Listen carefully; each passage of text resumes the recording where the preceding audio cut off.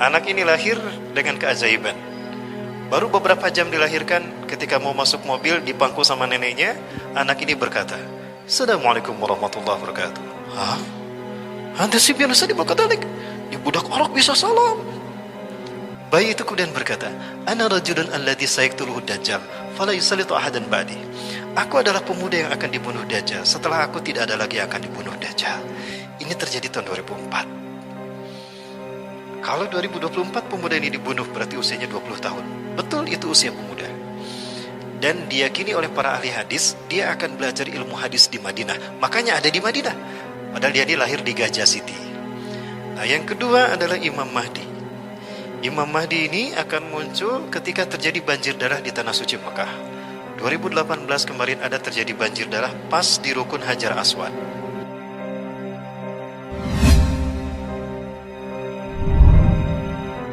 Tahun 2005, mereka mengirimkan intelijen terbaik mereka, semuanya berkumpul di markas CIA di Langley, Virginia, Amerika Serikat. Mereka membuat rumusan yang menjadi laporan rahasia, tapi tetap aja bocor. Apa itu? Ya, in 2024 we rise new Islamic Caliphate in the world, and the Europe will become Muslim state. Mereka yakin di tahun 2024 akan muncul sistem khilafah yang terbaru. Oh, berarti mereka faham hadis Rasul. Kemudian akan ada dominasi umat Islam di seluruh dunia, terutama di Eropa. Sampai mereka mengatakan Eropa akan menjadi wilayah Islam. Persis seperti apa yang disabdakan Rasulullah, bahwa kiamat tidak akan terjadi sehingga Bani Rum paling banyak di dunia dan Arab sedikit di dunia. Dan Bani Rum ini mereka akan berbondong-bondong masuk Islam. Yadkhuluna fi dinillahi fil islami afwaja, akan masuk Islam secara berbondong-bondong. Dan itu kata Rasulullah, ditekan dulu umat Islam, maka mereka akan penasaran seperti apa Islam ini. Pada akhirnya tekanan yang dialami umat Islam menjadi sabab hidayah bagi mereka. Fakta sejarah ini, fakta empiris. Pasca WTC dihancurkan, umat Islam dituding teroris kan. Mereka penasaran, betul Islam itu teroris? Ternyata pasca WTC mereka bangsa barat berbondong-bondong masuk Islam.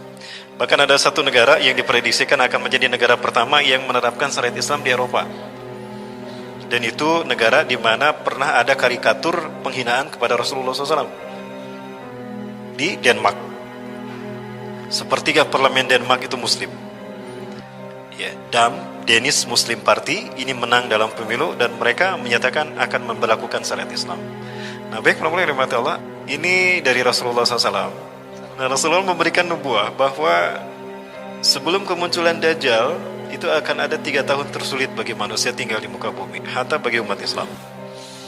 Ya, di mana di 3 tahun ini akan terjadi kekeringan. Di tahun pertama dari 3 tahun ini Allah memerintahkan langit menahan sepertiga airnya, maka sepertiga air tidak turun. Dan Allah melarang bumi untuk tidak menumbuhkan sepertiga tanamannya, maka kekeringan merajalela di mana-mana. Di tahun yang kedua Allah memerintahkan langit antah bisa sudusai matriha. Allah perintahkan langit menahan 2/3 airnya. Lalu Allah perintahkan bumi menahan 2/3 tanamannya, maka gagal panen makin tersebar di seluruh dunia. Nah, yang di tahun ketiga Allah perintahkan pada langit untuk menahan semua airnya. Fala tuqtiru qutratun minal minas sama. Maka tidak akan ada satu tetes pun, 1 tahun tuh nggak ada setetes hujan pun. Dan setahun itu tidak akan ada satu tanaman pun tumbuh. Kasirun minan nas yamutu bisababil ju', akan banyak manusia yang mati karena kelaparan dahsyat itu. Ya, Siti Aisyah bertanya, "Ya Rasulullah, fabima ya'ishu nas bidzalika zaman ya Rasulullah?" Wahai Rasulullah, lalu manusia bertahan hidup dengan apa? Rasulullah menyatakan bitakbir wa tahmid wa tahlil wa tasbih. Manusia akan hidup dengan subhanallah walhamdulillah wallahu akbar. Ya, yakfi lahum majra'at ta'am. Itu akan mencukupi mereka sebagaimana makanan mencukupi, mengenyangkan mereka. Tapi artinya bukan memang dengan tasbih itu kita kenyang. Tapi Allah menurunkan berkah di mana mereka bertasbih, bertakbir, bertahmid dan tahlil. Malaikat Allah turunkan untuk melindungi mereka. Itu kata Rasulullah. Nah, para sekalian, itu 3 tahun. Di tahun ketiga itulah Dajjal muncul. Dajjal akan datang pada suatu kaum, berkata pada kaum tadi, "Matabguna min rabbikum?" Apa yang kalian minta dari Tuhan kalian? Kaum itu berkata, "Kasirun minna yamutuna bisababil ju'. Lau tastati an ta'ti alaina ta'aman nasjudu laka rabban lana." banyak dari kami meninggal karena kelaparan. Jika Anda bisa memberikan makanan pada kami, kami akan sujud menyembah Anda sebagai Tuhan. Maka Dajjal berkata pada mereka, mana pundi-pundi makanan kalian? Maka mereka mengeluarkan pundi-pundi makanannya. Dajjal menggerakkan tangannya di atas pundi-pundi itu, lalu mereka penuh dengan makanan. Maka sujudlah mereka kepada Dajjal, dan paling banyak itu adalah kaum wanita. Lalu datang Dajjal kepada kaum yang kekeringan. Mereka berkata kepada Dajjal, kami menginginkan agar Tuhan menurunkan hujan pada kami. Kata Dajjal, jika aku bisa menurunkan hujan, apa yang ingin kalian berikan padaku? Kami akan sujud menyembah engkau sebagai Tuhan. Maka Dajjal mengangkat kedua tangannya, awannya dihalau, hitam awan di atas kaum itu. Lalu katakan Dajjal kepada awan tadi, Anzil ya sama' kulla matraki indak. Hai langit, turunkan semua airmu. Deras hujan mencurahkan. Sujudlah mereka kepada Dajjal, kebanyakan kaum wanita. Lalu Dajjal datang pada kaum yang beriman, dan Dajjal tidak mendapatkan apapun dari kaum beriman, karena mereka tahu itu Dajjal. Dan kaum beriman berlindung dari Dajjal. Maka Dajjal marah dan menjadikan negara mereka kering luar biasa. Lalu Dajjal pergi meninggalkan kaum beriman tadi. Dari jauh Dajjal menggerak-gerakkan tangannya, maka keluar segala sesuatu yang ada di bumi. Nah, itu kata Rasulullah 3 tahun sebelum kemunculan Dajjal. Karena di fase yang kelima Dajjal sudah mati. Jadi kalau fase yang kelima dimulai 2024, berarti Dajjal mati tahun 2024. Para sekalian yang dirahmati Allah, kalau tadi, nah itu hadis tadi saya dapatkan di dalam kitab yang sama dari Sauban. Nah sekarang ini pernah saya sampaikan juga di sini. Sekarang hadis dari BMKG, Badan Meteorologi, Klimatologi dan Geofisika. Di interval 2019 sampai 2022 akan ada badai El Nino yang akan membawa hawa kering, di mana di interval tadi akan ada 3 tahun kemarau panjang. Nah, berarti secara ilmiah dan secara nakli ini bisa dibuktikan. Berarti tidak lama lagi. Kalau menurut BMKG lebih cepat, tahun depan dimulai. Nah, di saat itulah justru Islam akan zahir. Islam akan zahir. Ya, di mana Islam akan zahir, akan munculnya orang-orang pilihan Allah, aktor-aktor yang akan Allah munculkan. Yang pertama, Allah akan munculkan seorang pemuda yang akan mati di tangan Dajjal. Pemuda ini adalah pemuda terbaik imannya di muka bumi. Tidak ada yang lebih hebat imannya ketimbang pemuda ini.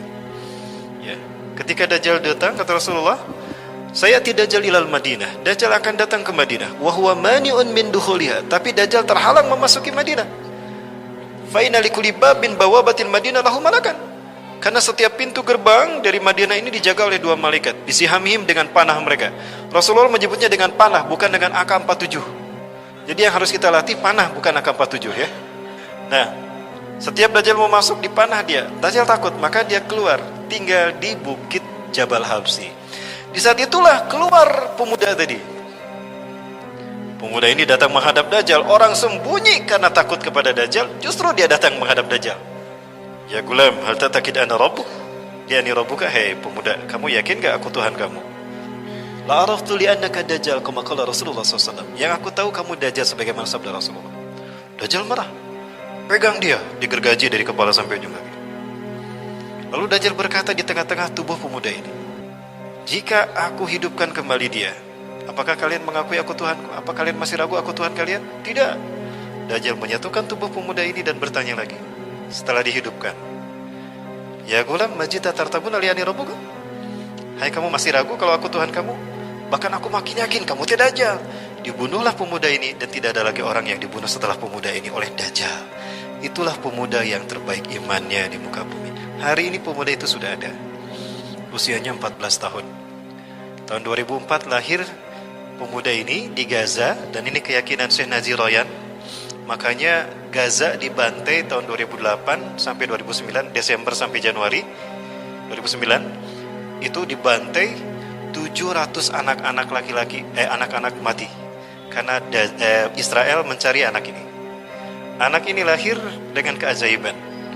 Baru beberapa jam dilahirkan, ketika mau masuk mobil dipangku sama neneknya, anak ini berkata, Assalamualaikum warahmatullahi wabarakatuh.